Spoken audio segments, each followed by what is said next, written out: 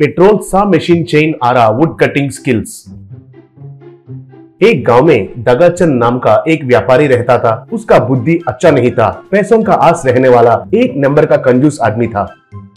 गलत तरीके से कमाए हुए सब संपत्ति उसके घर के अलमारी में छुपा कर रखता था।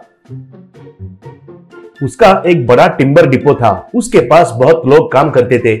हर रोज बड़े बड़े लकड़ियों को कुल्हाड़ी से काटकर, आरी से काटकर ट्रक्स में चढ़ाना उनका काम था। वहीं पर चोगदे नाम का एक बूढ़ा आदमी बहुत सालों से काम कर रहा था। चोगदे को लड्डू नाम का एक बेटा था और एक शादी की उम्र की बेटी थी। लड्डू अच्छा लड़का था मगर थोड़ा मंद बुद्धि का था। वो भी अपने पिताजी के साथ उधर ही काम करता था। हर महीने चोगदे कुछ पैसे दगाचंद के पास जमा कर रखता था। एक दिन दगाचंद, अभी तक तुमने जमा किया हुआ पैसे पूरा 10 लाख हुए हैं। उस पर मैंने दिया हुआ ब्याज को मिलाकर पूरा 12 लाख हुए हैं। कब वापस लोगे चोगदे? पूछा। तब चोगदे, मालिक आपने बैंक से भी ज्यादा ब्याज देने के लिए बहुत बहुत धन्यवाद। इसलिए ही तो आपके पास इतने सालों से जमा कर रहा हूँ। बहुत जल्दी ही मेरी बेटी का शादी है, तब मैं वो पैसे वापस लूंगा और रिटायर हो जाऊंगा, कहकर प्रणाम किया। वो सब लड्डू देख रहा था।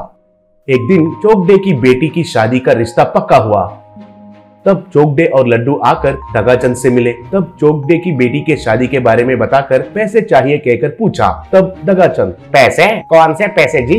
बूढ़े होने के साथ साथ तुम्हारा यादगार भी चला गया है क्या? तुम्हारे पैसे पिछले महीने को ही लिया था ना, जाकर घर में देखो, कहा। तब लड्डू, नहीं जी, आप ही भूलकर ऐसे बात कर रहे हैं, आपको ही हमें पैसे देना है, कहा। तब दगाचंद उसे एक मार के, अरे ओ मंदा बुद्धि कहीं के, मुझे ही सिखाओगे, कहा। तब चोगदे ने दगाचंद का पैर पकड़कर, मालिक ऐसे बात मत कीजिए मालिक, आपका हाथ जोड़ता हूँ, ये मेरी बेटी का शादी का सवाल है, कहा। तब दगाचंद, अरे मैं तो बस यूं ही मजाक कर रहा था, घबराओ मत, मगर मुझे कॉमेडी बहुत पसंद है, इसलिए उन सारे लकड़ियों को तुम्हें काटना होगा। मैं गांव जाकर 2 दिन में वापस आता हूँ। अगर मैं आने तक तुम नहीं काट सके तो पैसों के लिए और 1 साल रुकना होगा, ठीक है ना, कहा। तब चोगदे, मालिक इतने सारे लकड़ियों को काटने के लिए कम से कम 1 हफ्ता तो लगेगा जी, 2 दिन में नहीं होता है, कहा। तब दगाचंद, देखो चोगदे, मैं एक बार बोला तो 100 बार बोला जैसा है, लकड़ियों को काटो और पैसे ले लो, कहकर चला गया।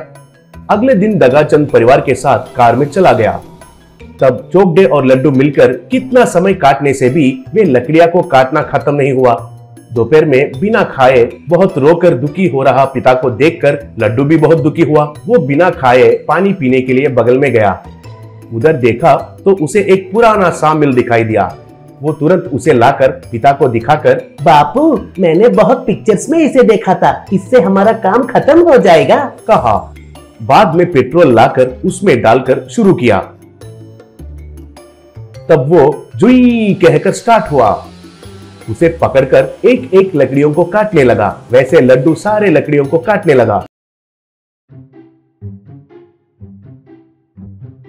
तब सारे लकड़ियां टुकड़े होने लगे। तब लड्डू, बापू हमारा काम खत्म हो गया है, अब उस दगाचंद का काम खत्म करते हैं ना, कहकर दगाचंद का घर का दरवाजा को 100 मील से काटकर घर में जाकर अंदर दिखाई दिए सारे चीजों को काटने लगा। स्तंभ, कुर्सियां, टेबल्स सब टुकड़े होने लगे। आखिर में अलमारी के पास आकर उसे भी काटा। अंदर बहुत सारा सोना और पैसे थे। तब लड्डू, बापू हमारा 12 लाख ले लो, कहा। ऐसे चोगदे पैसे लिया। बाद में लड्डू और चोगदे दोनों घर चले गए। लड्डू टेलीफोन बूथ से पुलिस को फोन करके, सर मैं कौन हूँ और कहाँ से फोन कर रहा हूँ ये सब आपको जरूरी नहीं है। दगाचंद के घर में बहुत सारा काला धन है, अगर आप तुरंत जाएंगे तो आपको मिल जाएगा। आप ईमानदारी से उसे पकड़ेंगे कहकर आशा करता हूँ, कहकर फोन रख दिया। ऐसे दगाचंद जेल में चला गया। तब चोगदे, बाबू लड्डू सच में तुम्हें इतना बुद्धिमत्ता कहाँ से मिला है, पूछा। तब लड्डू, वो हर रोज एक पिक्चर देखता हूँ ना बापू, ये बुद्धिमत्ता मिला है, कहकर हंसने लगा।